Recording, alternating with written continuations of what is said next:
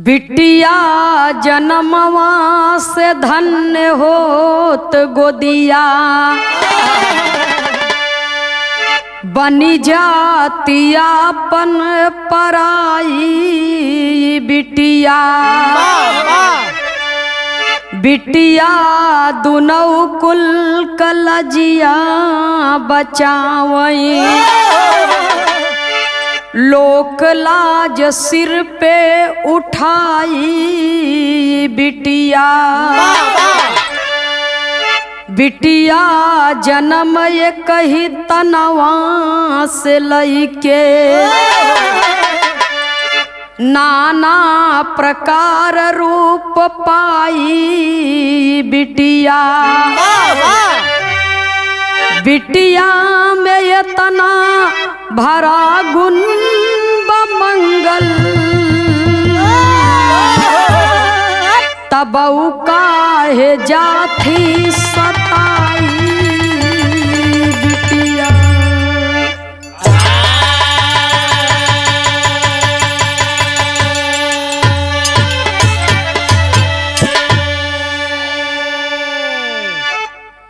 बिरहा सुने वाले बाबूजी, ये संसार में कुछ लोग ऐसे होते हैं जो सोचते हैं कि बेटियां तो सर का भार हुआ करती हैं, और बेटी जब पैदा होगी तो दहेज देना पड़ेगा, तमाम प्रकार की बातें सुननी पड़ेगी। और जब बेटवा पैदा हुई तो खाली लेवे के रही, देवे के जरूरत नहीं। जवन गहना गुड़िया बनवा में पैसों लगी, ओहू के पतोहिया पहिरे तो हमरे घरवे में आई। लेकिन बेटियों से सामाजिक रिश्ता बनता है। एक बेटी पैदा होती है, किसी की बेटी होती है, किसी की बहन होती है, उसकी शादी हो जाती है तो किसी की पत्नी होती है, किसी की भाभी होती है, किसी की चाची होती है। समय आने पर वही बेटी किसी की माँ होती है, और समय आता है तो वही बेटी किसी की सास और किसी की दादी होती है। तो ये दुनिया में समाज के जितने भी रिश्ते हैं, सब के सब रिश्ते बेटियों से बनते हैं। फिर भी लोगों के हृदय में दुख है, क्यों? बिरहा में एक लाइन गजल का भाव है, कहना है,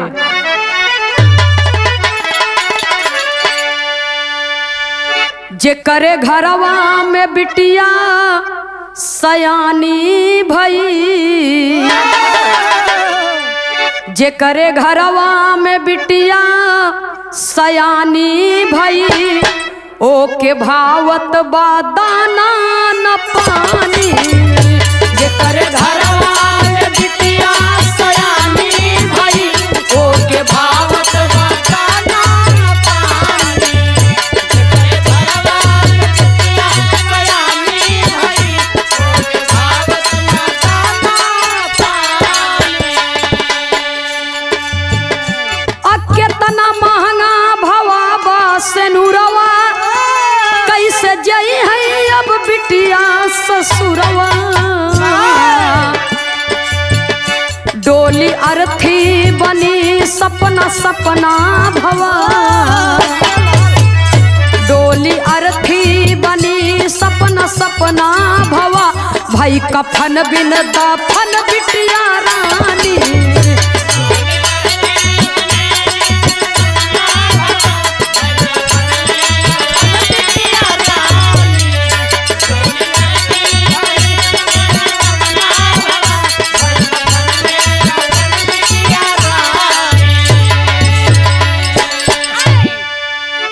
कितना महंगा भवाबा सेनुरवा, कैसे जई है अब बेटी ससुरवा।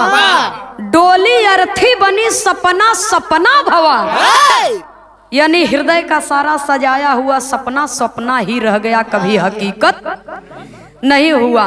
डोली अर्थी बनी सपना सपना भवा, भाई कफन बिन दफन बिटिया रानी। अक्सर तर आप लोग सुनते हैं, दहेज में बहू को जला दिया गया, दहेज में बहू की गला दबा करके हत्या कर दी गई। आए दिन पेपर में खबर निकलती रहती है, कभी गैस की पाइप लीकेज हो गई, तो कभी घर में आग लग गया, कभी खाना बनाते समय दुर्घटना हो गई। तो का दहेजवा में खाली पतोहिए मरत ही, बेटवा नाही मरतीन, देवरान जेठान नाही मरतीन, सास ननद नहीं मरतीन, खाली पतोह मरत है। उहो कौन पतोह जवन नैहरे से दे जा कम पाए रहत है, उही बदे सारी दुर्घटना होत बाबूजी। लेकिन कहानी का शुरुआत हमें से है। एक ऐसा विरहा आपके बीच में प्रस्तुत है। दहेज के लिए लड़की को प्रताड़ित जरूर किया गया है, लेकिन उसे जान से नहीं मारा गया है। उसके जीवन की एक अनोखी कहानी बन गई। कैसे मास्टर साहब?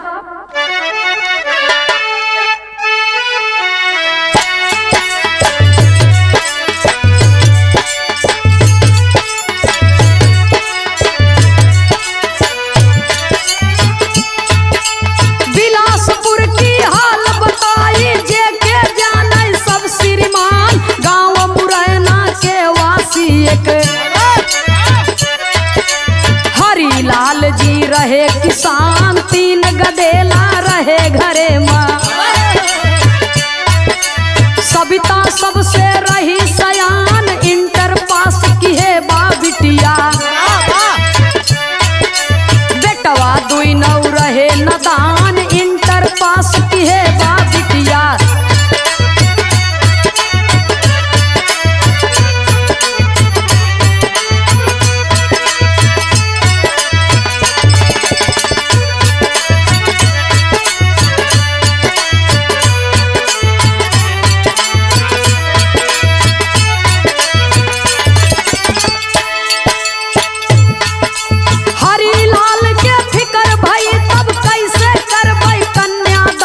नहीं कमाई का कछु जरिया, सोची सोची बाबू परेशान, भाग दौड़ खूब किए पिताजी। सूर्य भान के गए मकान, सुंदर बर संतोष के पाके, लगन धराए विप्र महान, सुंदर बर संतोष के पाके।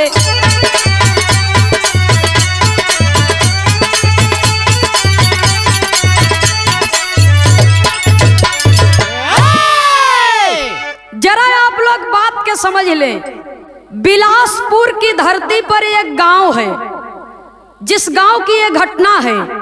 एक गांव जौने गांव का नाम बा मुरैना।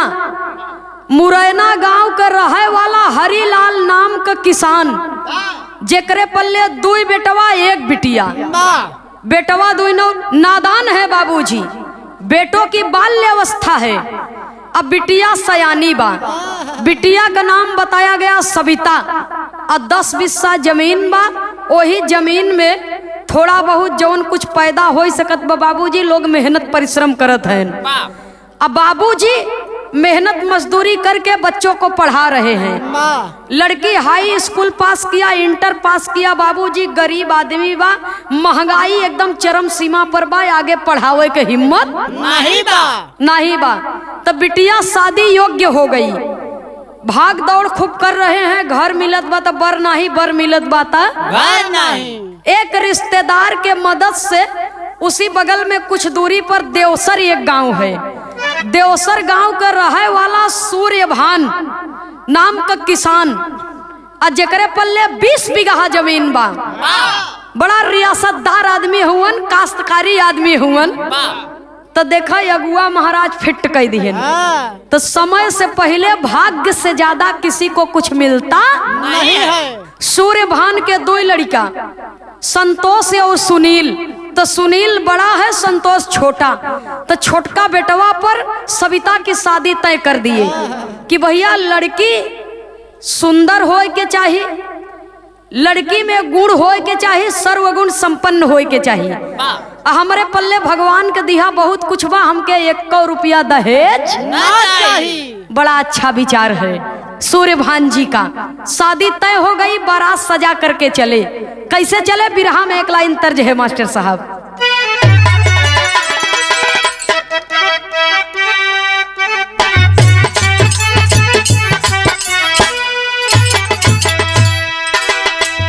ये तर्ज हमारे हिंदुस्तान के सौधी मिट्टी की पारंपरिक गीत है। हमार माता बहन लोग के गावत थी। कब? जब शादी ब्याह पड़ा था। कैसे गावत थी भैया हो? कहवा से आवेला बाबा के तितिलावा हो।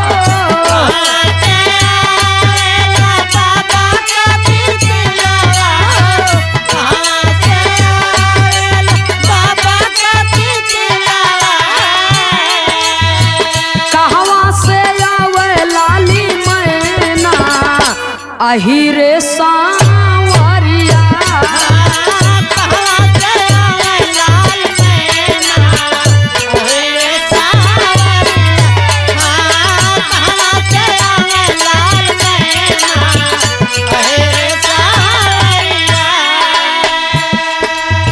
लेकिन बिरहा में कवि जी भाव दिए, देवसर से दुल्हे राजा ले चले बरतिया हो।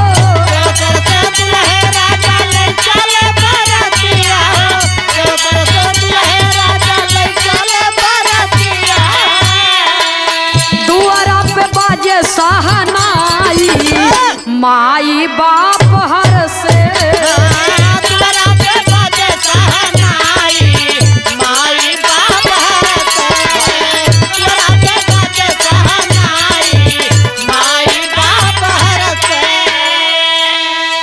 सविता संतोष साथे फिरली भंवरिया हो।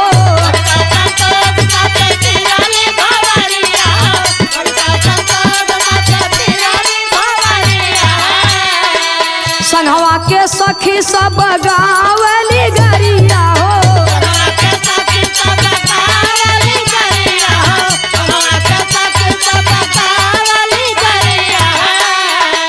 लौआ के परछे छोटका भाई माई बाप हर से।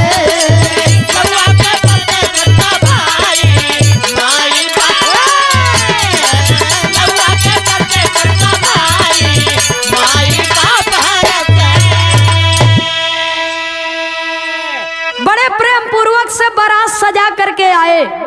दुआर चार हुआ, जल जल पान हुआ, भोजन बड़े प्रेम पूर्वक से संपन्न हुआ। और जब भोजन संपन्न हुआ तो देखा शादी के मंडप में दुल्हा और दुल्हन को बिठाया गया। मंत्र का उच्चारण हो रहा है, विधि विधान के साथ में सिंदूर दान हुआ, शादी संपन्न हुई। और जब सारी प्रक्रिया जब समाप्त की गई तो सवेरे के टाइम में दुल्हा दुल्हन कोहबरे में जाती दूध पिए खातिर। दूध पिए खातिर। तू पिए रहे? हाँ भैया पिए रहे। कितना के? अब का जानी यार। छोट कर तब इनकर बिया भा रहा। हाँ, के समझाओ भैया हो तो देखा गीत गौनई तो बहुत बा, माता बहन लोग तमाम गीत गौनई गावत थी, लेकिन जब कोहबरे में लड़का जात तब गावत थी। सासू के कोछावा बेसन काया लेड़ुआ, बेसन काया लेड़ुआ, अरे छूटी गई ले अचारा छिटकी गई ले लेड़ुआ, छिटकी गई ले लेड़ुआ, अरे बिनी बिनी खाई ता दुलारू दामा। कोहबर में बाबूजी बाती मिलावे के रस्म पूरी हुई तो देखा सवेरे के टाइम में खिचड़ी खवावत थी। आ खिचड़ी खियावे बदे जब सबके बोलावत हन बरतिहन के, सबके घरे भरे में सब बाबूजी आवत हन खिचड़ी खाए बदे। तो देखा अक्सर तर जहाँ बेटवा बैठत हो कभो कभो बाप लजाई जात बैठे, आ जहाँ बाप बैठत बाबूजी उधर बेटवा नहीं बैठत शर्मात है। तो भैया हो खिचड़ी खियावे बदे जब बैठाए दिहन तो ओकर दोस्त यार जितना है सब फुसुर फुसुर करत हैं बगली बैठ के। कहीं का यार रतिया बीत गई झूरई कुछ पौबौन की है, तुहार बाप इतना बड़वार मनई अगुआ लई आए कि जौने कंगाल खिया तो भिड़ाई दिए खिचड़िए खवाही के संगे संगे काजन लहाए ले कुछ लह जाए पट्टे। जब ये इतना बतिया बाबूजी सुनत दुल्हवा कहा अरे यार अब जैसे सियान हैं सब समझे वैसे। कहा ससुर गरीब से गरीब मनई अपने दामाद के कम से कम अंगूठी दया देत है, चैन दईन देत है, कुछ न कुछ तो भाई न कुछ हो तो नगदई लहाई ले कुछ। लोग देखी तो ताना मेहना मरही कि इतना बड़वार बाप के बेटवा है, बियाहे में कुछ पौबैल भैल। अच्छा ओकर ऐठत ऐठत बैंड इतना ऐठ दिहन कि वास्तविकता में वो ऐठाए गईल कस के। खिचड़ी खाए बदे जब बैठा बाबूजी थाली में जब खिचड़ी परोस दी गई और थोड़ा सा घी डाल दिया गया ऊपर से, और जब खिचड़ी देखत बा त कहत का बा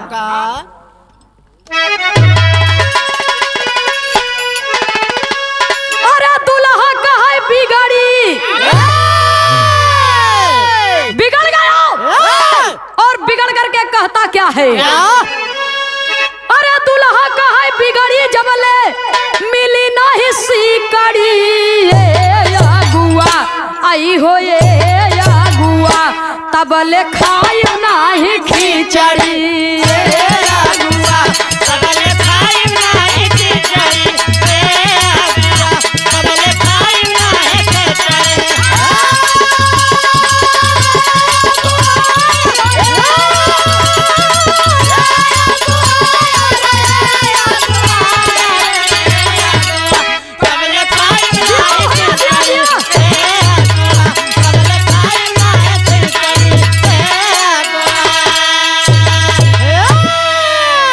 अब 20,000 रुपया जब ले नया आई अब दुल्ही के डोली नाही दुआरे सजाई।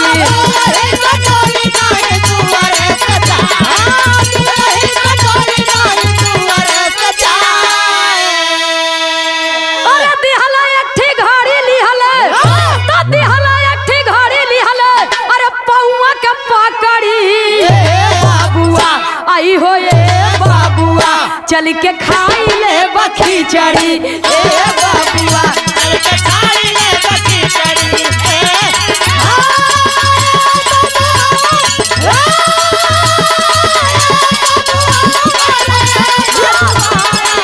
चल के खाई ले खिचड़ी हे बाबुआ चल के खाई ले खिचड़ी हे बाबुआ। दुल्हा बिगड़ गया का खबरदार कोनो भीख मंगा समझे है का ऐसन वैसन बाप के औलाद समझे है संजय से तोहार सबके रंगबाजी देखत है। हमार बाप कुछ बोलत नहीं न ते करे मतलब कुछ तो सब समझबे न करवा अपने से।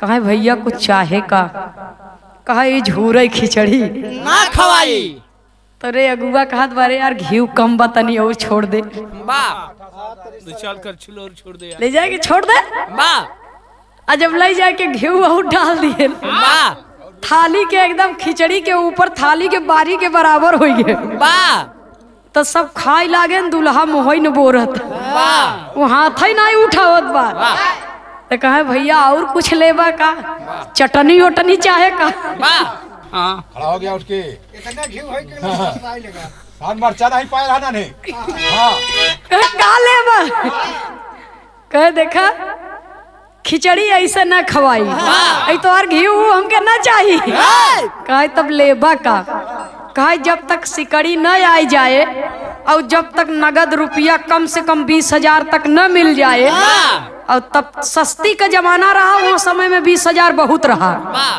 कहे जब तक सिकड़ी न आई जाए 20,000 रुपया न मिल जाए तब तक मेहमान ससुर खिचड़ी ना खाए हैं। अब हरीलाल अपने मन में सोचत है कि 10 बिस्सा जमीन ही रही ओहो गिरवी रख के हम बिटिया का शादी फाने है एक को फूटी कौड़ी हाथे में है ये नहीं बा सिकड़ी कहाँ से दे पैसा कहाँ से दे एक हाथ घड़ी मंगा करके हाथे में पहराई के और अपने मूड़े पर पगड़ी उतार के अपने दामाद के पैर पर रख दिए कि बेटा इंसान बिटिया का शादी करत है तो दामाद के रूप में बेटवा पावत है अब बेटवा का बियाह करत है तो बहू के रूप में बेटी पावत है तो आज के बाद तू हमार दामाद नहीं हमार बेटा हुआ अपने जीवन के सबसे बड़ी पूंजी आपके हाथे में सौंप देते है वो है हमार बिटिया ऐसे बड़ा धन हमरे पल्ले तो कहा एक काम करा अपन पूंजी रखे रहा हमके ना चाहिए न चाहे।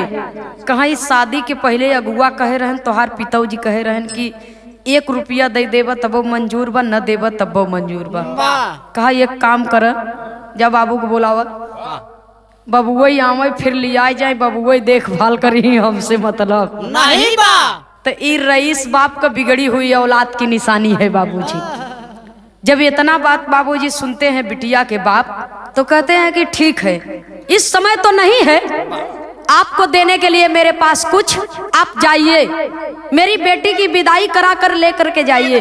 जब चौथ लेके आऊ अपने बिटिया के बोलावे बदे तो तोहरे मन के सारी इच्छा पूरा कर देबे। लड़किया का सोचता बिरहा में एक लाइन तर्ज है, फिल्म फिर तेरी कहानी याद आई। कहना है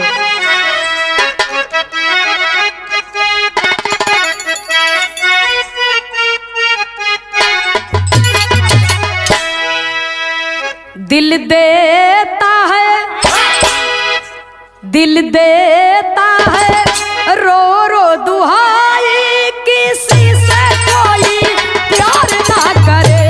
दिल देता है रो रो दुहाई, किसी से कोई प्यार ना करे। दिल देता है रो रो दुहाई, किसी से कोई प्यार ना करे। लेकिन बिरहा में भाव है, कहना है केहू विधि के ना, केहू विधि के ना लेखनी मिटाई, पराई भैली आज बिटिया। केहू विधि के ना लेखनी मिटाई, पराई भैली आज बिटिया। केहू विधि के ना लेखनी मिटाई, पराई भैली आज बिटिया।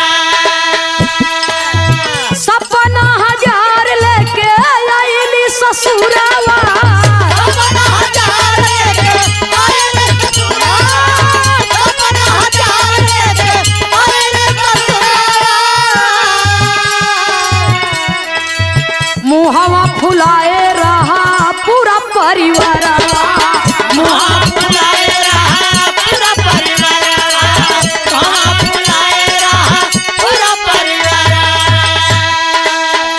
सैया पहले दीना, सैया पहले दीना नौकरी तकाई, पराई भैली आज बिटिया। सैया पहले दिना नौकरी तकाई, पराई भैली आज बिटिया। सैया पहले दिना नौकरी तकाई, पराई भैली आज बिटिया। सुनई वाले बाबूजी कैसहू कैसहू हाथ बिनती जोड़त जोड़त लड़का आखिर में मान गे।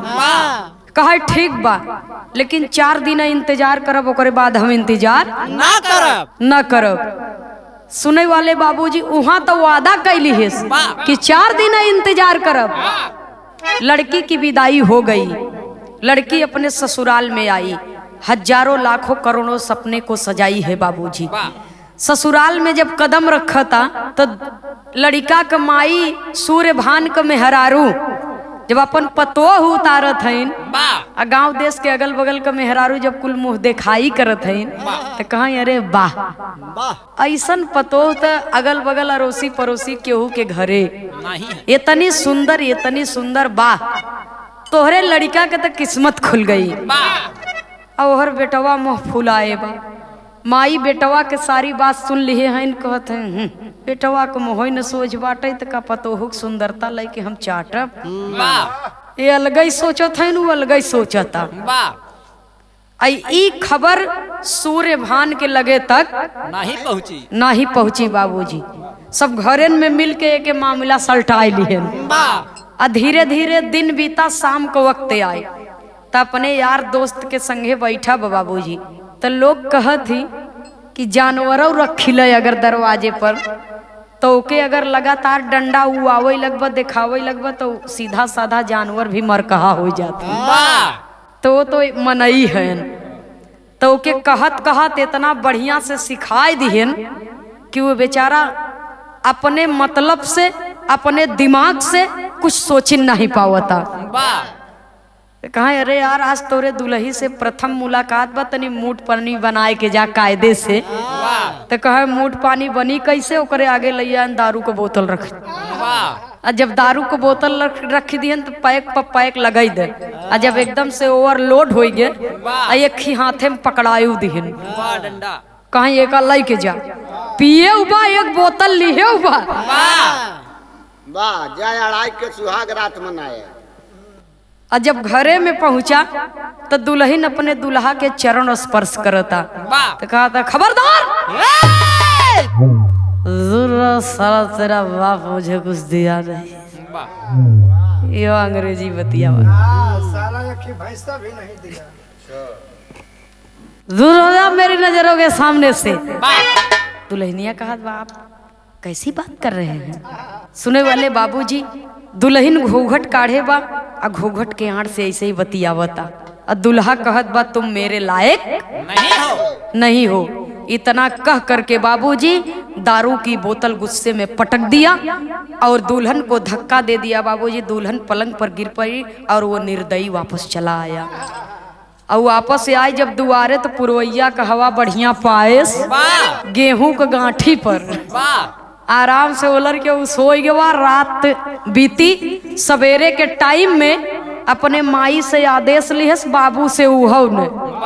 गुजरात नौकरी करता था, चला गया बाबूजी छोड़ करके दुल्हन को। आये हर दुल्हनिया का दशा बा, कभी को संकेत करना पड़ा।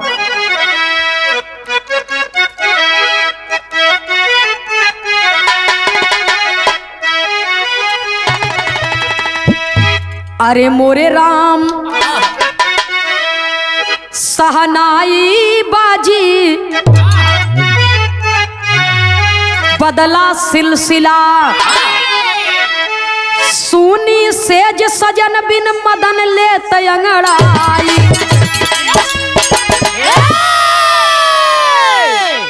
सुनी सेज सजन बिन मदन ले तयंगड़ाई, सहनाई बाजी बदला सिलसिला।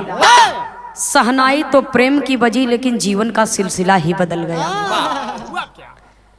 दूल्हा तो चला गया परदेश, लेकिन धीरे धीरे दूसरा दिन भी बीता। शाम का वक्त है, शाम का वक्त है बाबूजी। चारों तरफ बारिश का मौसम बना हुआ है, आंधी चल रही है और दुल्हन अपने सेज पर बैठी है बाबूजी, अपने पलंग पर बैठी है और अपने किस्मत पर रो रही है, सोच रही है। कामिन के न घरे कंत अंग अंग में तरंग, रहे मन में उमंग रंगदार अचारा।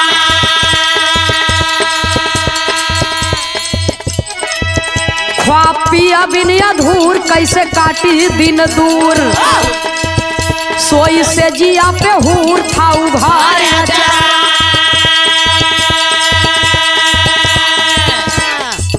गई रात घनेराई, जेठा चुप के से आई, ठिकेवाड़ वो ठंगाई जान मारे अचारा।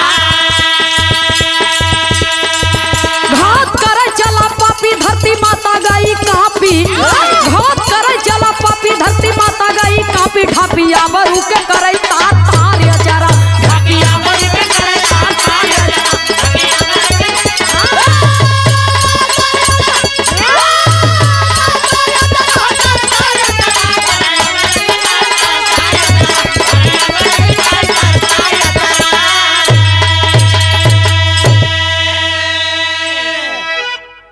ओकरे जेठौत का नाम सुनील था।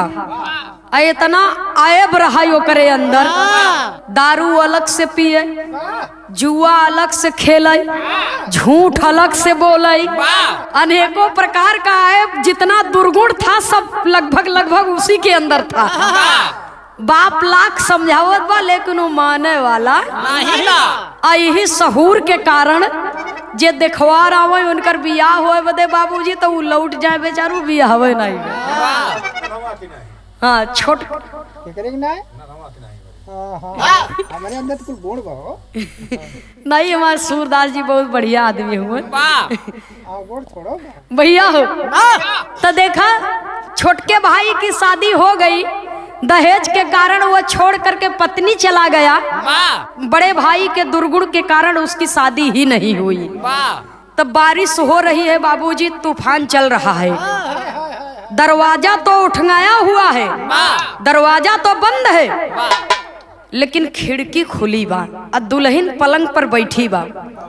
और जब पलंग पर बैठी बा बाबूजी तो सोच रही है, रो रही है कि काश मेरे पिताजी मेरे पति की मांगी हुई मुराद पूरी कर देते, तो आज मेरे पति मुझे छोड़ करके परदेश नहीं जाते।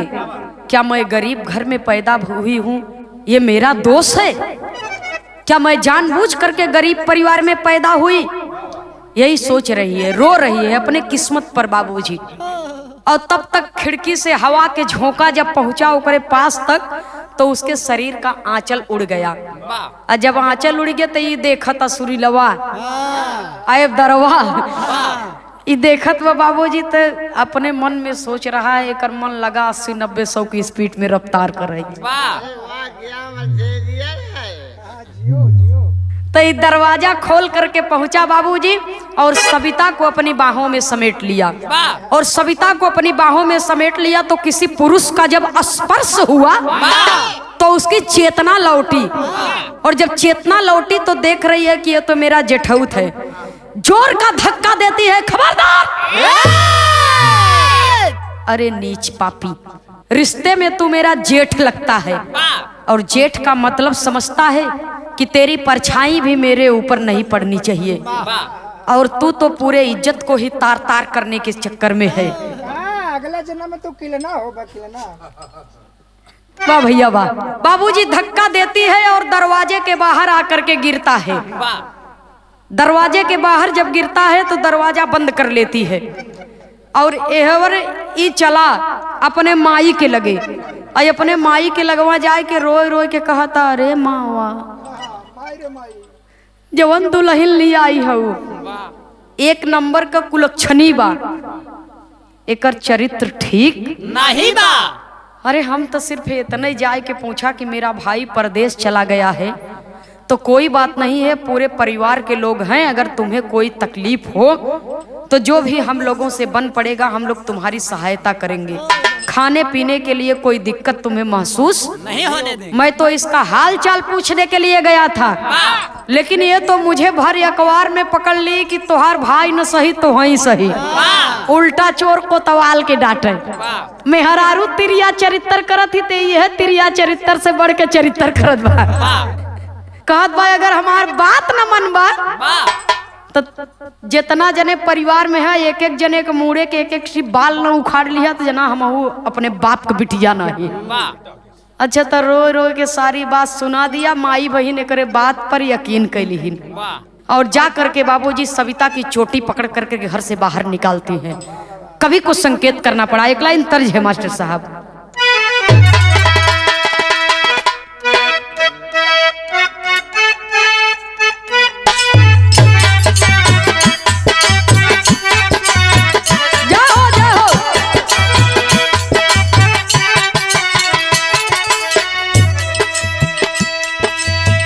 बड़ी सुंदर गीत का संकेत किए।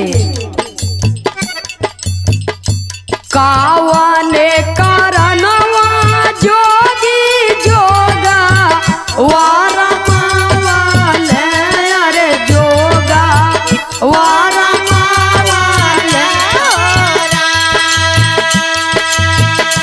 कावाने कारणवा भिखिया मांगेला हो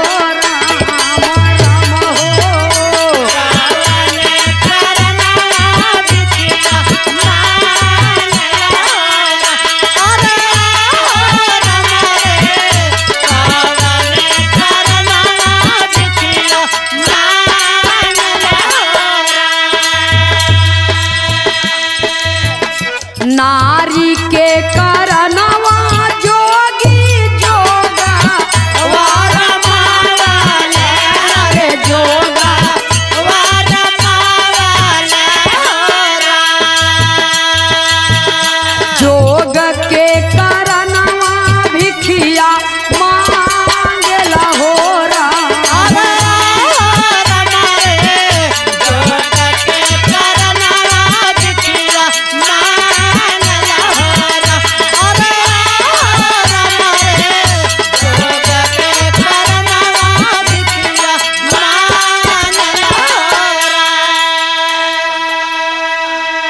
लेकिन आधी रात में उस बेचारी लड़की के साथ में घटना कौन सी घटती है?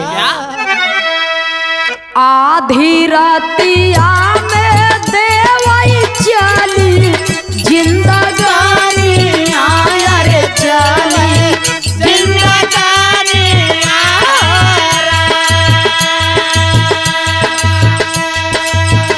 दुई नौ कुल कलाजिया बचावली बिटिया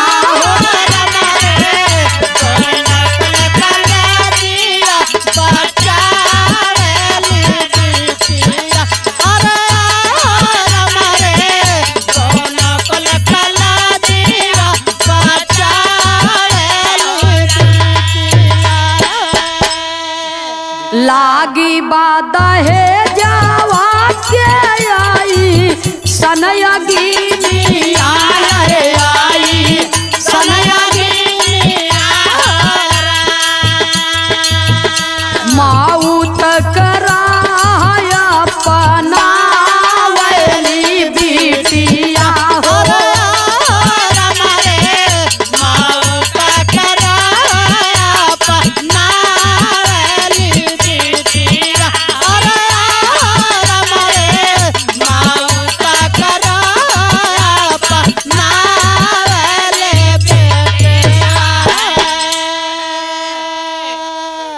आधी रात में होकर छोटी पकड़ करके घसीट करके सास ननद घर से बाहर कर देती है। और जब बाहर कर देती है बाबूजी, वो लड़की सोच रही है मायके जाऊंगी तो भी लोग ताना दे करके मेरे माता और पिता का जीना मुश्किल कर देंगे कि ससुराल वालों की कमी नहीं है, तुम्हारी बेटी के अंदर खुद कमी है, अन्यथा आधी रात में ये ससुराल की दहलीज पार करके तेरे घर नहीं आती।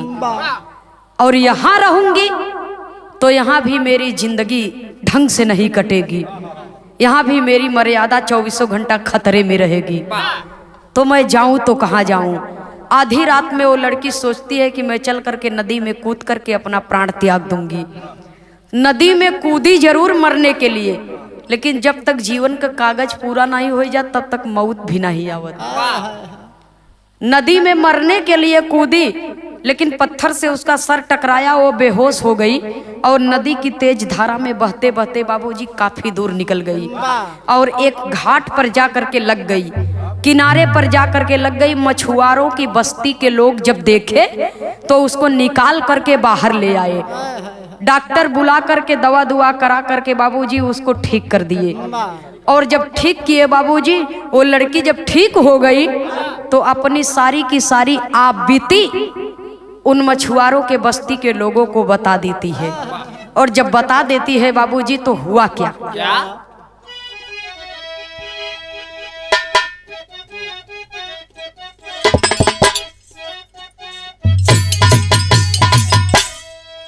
अरे किए मछुआरा सब आपस में विचारवाए भैया,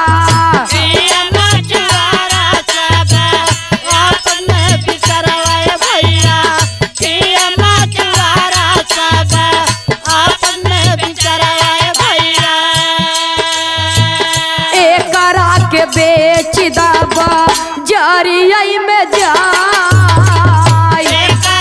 बेच दबा जरिया में जाए।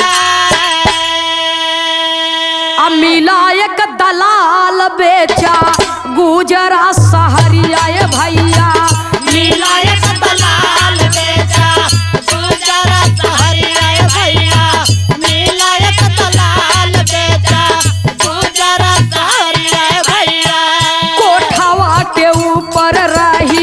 मुजरा सुनाई, कोठवा के ऊपर रही मुजरा सुनाई। करे कि अरे भैया आप लोगों ने मुझे क्यों बचाया, मुझे मर जाने दिया होता। मैं ऐसी पापन हूँ, न ससुराल में रहने के काबिल हूँ न मायके में, तो मेरा जीना व्यर्थ है। सारी बात को जब बता देती है तो मछुआरों की बस्ती में एक बेश्याओं के दलाल का आना और जाना था। जो भोली भाली लड़कियों को अपने जाल में फंसाता था और गुजरात के नामी से नामी वेश्यालय में ले जाकर के बेचता था। यही वहाँ का कारोबार था। तो मछुआरा लोग सब विचार किए और उस दलाल को बुलाए, इसीलिए तो उसे बचाए थे, क्योंकि उन लोगों का जो अपना कारोबार था वो तो था ही, लेकिन जो अंदरूनी कारोबार था उन लोगों का पैसा कमाने का ये एक जरिया था।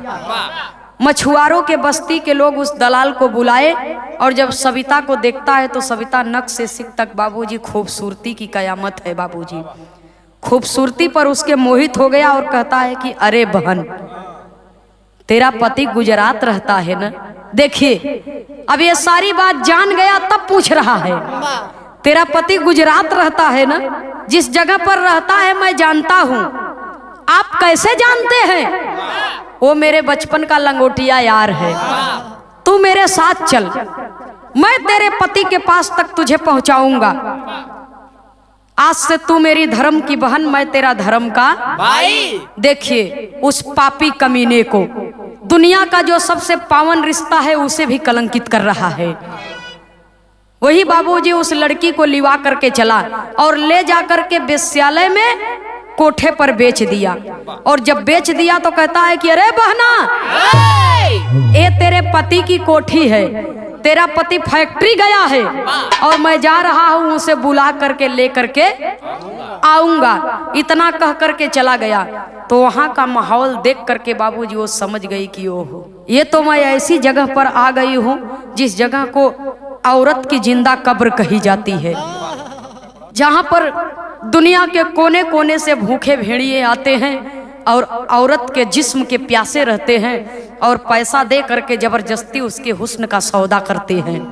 वो पैरों में घुंघरू बांधने के लिए तैयार नहीं है, लेकिन जो कोठे की मालकिन है वो कहती है कि आए बेटी, तू अपने पैरों में घुंघरू बांध ले, ये कोठा है, यहाँ पर देश दुनिया के लोग आते जाते रहते हैं, तेरे कला की कद्र होगी, तेरे इज्जत का सौदा नहीं होगा। उसका नाम क्या पड़ता है? अरे सबनम पड़ा बा नाम ओही सविता के भैया, सबनम पड़ा बा नाम ओही सविता के बाबू, सबनम पड़ा बा नाम ओही सविता के भैया। मुजरा सुनई के एक सेठ गईले आई, मुजरा सुनई के एक सेठ गईले आई, शादी कैला हमारा से बोले सेठ बतियाए बबुनी, शादी कैला हमारा से बोले सेठ बतियाए बबुनी, शादी कैला हमारा से बोले सेठ बतियाए बबुनी। धक्का दिहली सीढ़ी ऐसे गिरे भारा, धक्का दिहली सीढ़ी ऐसे गिरे भारा। सुने वाले बाबूजी, वो लड़की का नाम कोठे पर सविता से सबनम रख दिया गया। और जब सबनम रख दिया गया तो सबनम अपने पैरों में घुंघरू बांध ली और मुजरा करने लगी बाबूजी। और जब मुजरा करने लगी तो एक दिन एक सेठ आए, उसके खूबसूरती की चर्चा पूरे गुजरात शहर में हो गई। एक से बढ़कर के एक रईस ज्यादा आते बाबूजी, और उसका मुजरा सुन करके उनके दिलों पर ठंडक पहुंचती और मुंह मांगा पैसा देते और दे करके चले जाते। एक दिन एक सेठ जी आए, अपनी गाड़ी खड़ी किए और कोठे के ऊपर जब पहुंचे तो सबनम जब महफिल में आई, सबनम का मुजरा जब प्रारंभ हुआ तो मुजरा जब समाप्त हो गया तो सबनम जब महफिल से उठ करके कोठरी के अंदर जाने लगी तो सेठ जी दौड़ करके सबनम की कलाई पकड़ ली। सूरदास का हथवा काहे पकड़त हुए, सबनम नजर आवत है तुमके।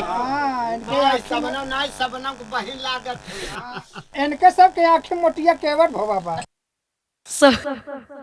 सेठ जी सबनम की कलाई पकड़ लिए और जब सबनम की कलाई पकड़ लिए कहते हैं कि ओ सबनम, तू बड़ी सुंदर है रे। जमाना बीत गया मुझे इस कोठे पर आते हुए, लेकिन तेरी जैसी खूबसूरत बला को आज तक नहीं देखा। सेठ क्या चाहते हो? कहे तुम मुझसे शादी कर लो, मैं तुम्हें अपने महलों की रानी बना करके रखूंगा। शबनम जब इतना बात बाबूजी सुनती है तो कहती है सेठ शादी करोगे? कहे हाँ। कहे शादी करोगे? सेठ जी ने कहा हाँ। कहे शादी करोगे? सेठ जी ने कहा कि यस, यही विचार है, शादी करूंगा। वही शबनम एक जोरदार का झटका देती है और झटका इतना तेज रहा कि बिजली का करंट जैसे कोई मार दे तो कोई झटका खा के गिर जाए, वैसा ही सेठ जी को झटका लगा तो सीढ़ी से गिरते हुए नीचे आ गए। और जब नीचे आ गए तो अगल बगल के लोग सब जुट गए। सेठ को क्या हुआ? अच्छा खासा आदमी है, इसे कहीं चक्कर तो नहीं आ गया? शबनम भी नीचे उतर करके आती है, कहती है ओ सेठ शादी करोगे तुम मुझसे? हाँ। तो मेरी बात सुनो। शबनम सेठ से कहती है, वो सेठ कोई और नहीं था बाबूजी, वो उसी का पति था संतोष, जो एक सेठ के यहाँ काम करता था और सेठ को कोई औलाद नहीं थी, इसलिए सेठ उसे औलाद से बढ़ कर मानते थे। और सेठ अपनी सारी जायदाद का मालिक उस संतोष को बना दिए थे। सेठ इस दुनिया से चल बसे थे, अब उनके सारी मिल्कियत का एकलौता वारिस, एकलौता मालिक यही संतोष था। तो सेठ की जगह पर यह सेठ हो गया था। तो कहती है, क्या कहती है बाबूजी?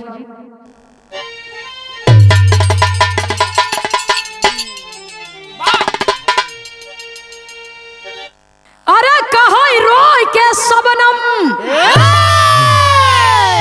बतिया मान हमारी, कहो रोय के शबनम अरे बतिया मान हमारी, तोहरी सविता दुल्हनिया बनल बाटुअरी।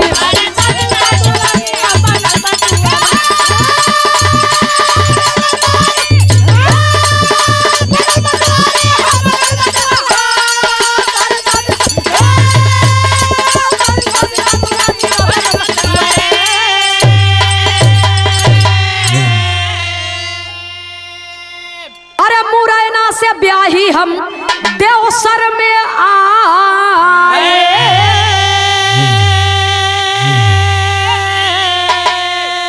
सपने में तोहरा प्यार नहीं पाए,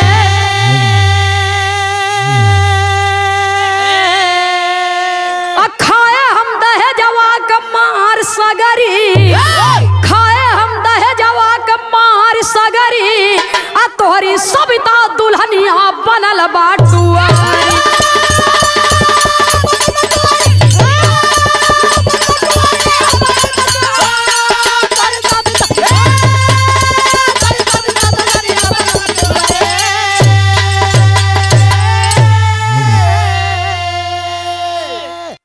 कहत बा मुझे पहचान रहे हैं आप?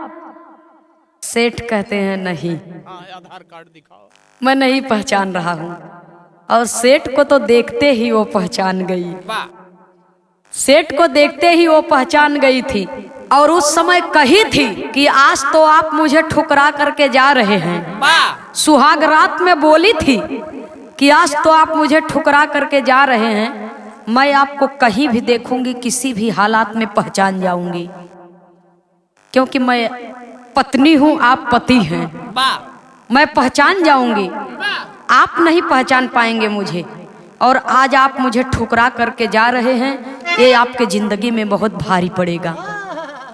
वो पहचान गई, और जब पहचान गई बाबूजी तो सारी बात को बता देती है कि हमारे नाम सविता बा, हम ही तो और दुल्हन है, याद बा? सुहाग रात में 20,000 रुपया एक सिकड़ी के कारण दारू को बोतल फोड़ के आई रहे। तो वह समय हम तोहरे लायक नहीं रहे, यह समय तू हमरे लायक नहीं है। चले जाइए यहाँ से। जब इतना बात बाबूजी सुनते हैं सेठ जी, तब जाकर के उनके दिमाग की घंटी बजी और उठ करके खड़े हो गए और हाथ जोड़ करके पूरे समाज में बाबूजी क्षमा याचना करते हैं कि मुझे क्षमा कर दीजिए, मुझसे बहुत बड़ी भूल हो गई। आज के बाद मैं इतनी बड़ी गलती अपने जीवन में नहीं करूंगा। कहा आपके कारण मैं आज यहाँ खड़ी हूँ। अगर आप मुझे अपना लिए होते तो वो जो धर्म का भाई कहता है और अपने आप को आपका मित्र कहता है, उसने मुझे ला करके कोठे पर खड़ा कर दिया। अगर आप मुझे अपना लिए होते तो शायद मेरी ये दशा नहीं होती। आप जाइए, मैं आपसे शादी नहीं करूंगी, जा सकते हैं आप। इतना बात बाबूजी अब सेठ जी सुनते हैं तो जो कोठे की मालकिन है, जिसे कोठे की सारी विषयाएं मौसी कहती थी बाबूजी, तो जा करके उनके पैरों पर गिर पड़ा कि मेरी पत्नी आपको मौसी कहती है, मैं भी आपको मौसी ही कह रहा हूं और मौसी माँ के समान होती है, मुझे मेरी पत्नी वापस कर दीजिए। कहती है ठीक है बेटा, वापस कर दूंगी, लेकिन आज के बाद कभी मेरी बेटी के साथ में इतना बड़ा धोखा मत करना। तो पुलिस प्रशासन बुलाया गया। पुलिस प्रशासन के देख रेख में दोबारा से लिखा पढ़ी के साथ में दोनों की शादी हुई और विदाई हुई। तो सेठ जी अपने दुल्हन के लिए आए क्या होता है अपने गांव, ताकि सब लोग जान ले समझ ले और उनकर महतारी बाप भी परेशान हुई हैं तो उन्हों लोग के संतुष्टि मिल जाएगी। तो जब सविता उतरत बा गाड़ी में से, ओकर दोस्त यार देखत है, कहते अरे सरवा की एकर देखा यार, एकर किस्मत बड़ी बरियार बा। एक दुल्हनी के तो एकर माई बहन मार के घरे से बाहरे निकाल दीन, और वो पता नहीं कजनी कहाँ बूढ़ बहरा के मर गई। और दूसर के लिए आई बा तो एकदम चाँद जैसन चेहरा एकर चमकत बा। दूसर के लिए आई बा तो एकर चाँद जैसन चेहरा चमकत बा। ये स्पेशल किस्मत लिखवाई गई आई बा भगवान के घरे से। लेकिन वो धीरे से बतियावत है तो संतोष कहत बा कि चुप चुप चुप चुप चुप रह, सब बोला मत। ये दूसर की तीसर की नहीं, ये हमार वह बीही औरत बा। सारी बात को बता दिया कि मेरी माँ और बहन जब इसको निकाल देती है तो ये खोजते खोजते ढूंढते ढूंढते एक मेरे दोस्त के मदद से, वो भी बता दिया, इसी जगह पर अपने जीवन का एक अच्छा कार्य किया। एक मेरे दोस्त के मदद से जो मेरे साथ ही काम करता है, वो भी जहां पर मैं रहता हूँ, और संजोग से वो मिल गया इसे और इसको मेरे पास तक पहुंचा दिया। मैं इसलिए लेकर के आया हूँ ताकि घर पे सबको विश्वास हो जाए और इसके माता पिता को भी संतुष्टि हो जाए कि मेरी बेटी सही सलामत है। तो आज भी वो लड़की अपने पति के साथ में, अपने परिवार के साथ में, अपने गृहस्थ आश्रम में बाबूजी प्रसन्न है और रह रही है। तो कवि को संकेत करना पड़ा, आखिरी लाइन में सामाजिक संदेश कवि देते हैं। ये दुनिया में पति पत्नी का जोड़ा बनता है। बिरहा सुनने वाले साथियों जरा गौर करेंगे, एक लड़की एक अनजान व्यक्ति के भरोसे पर अपने आप को सौंप देती है कि आज से आप ही मेरे वर्तमान हो, आप ही मेरे भविष्य हो।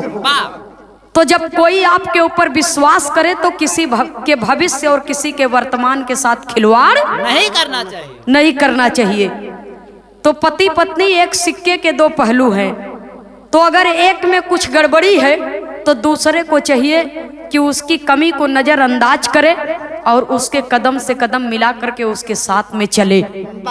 आखिरी और अंतिम प्रमाण में गुरु घराने के परिचय के साथ में कवि को संकेत करना पड़ा।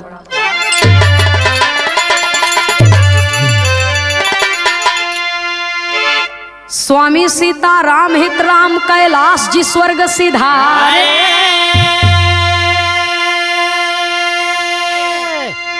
मंगल यादव जौनपुरी जी सुंदर गीत संवारे।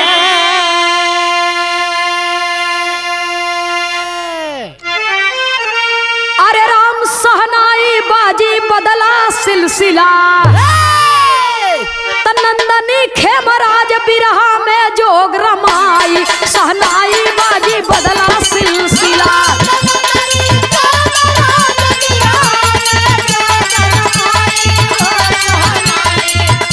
लगी रहे।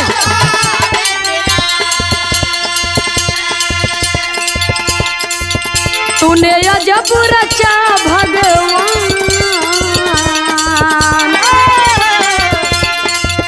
तूने अजब रचा भगवान खिलौना माटी का, तूने अजब रचा भगवान खिलौना माटी का, तूने अजब रचा भगवान खिलौना माटी का। माटी का जी माटी का जी माटी का जी माटी का माटी का जी माटी का।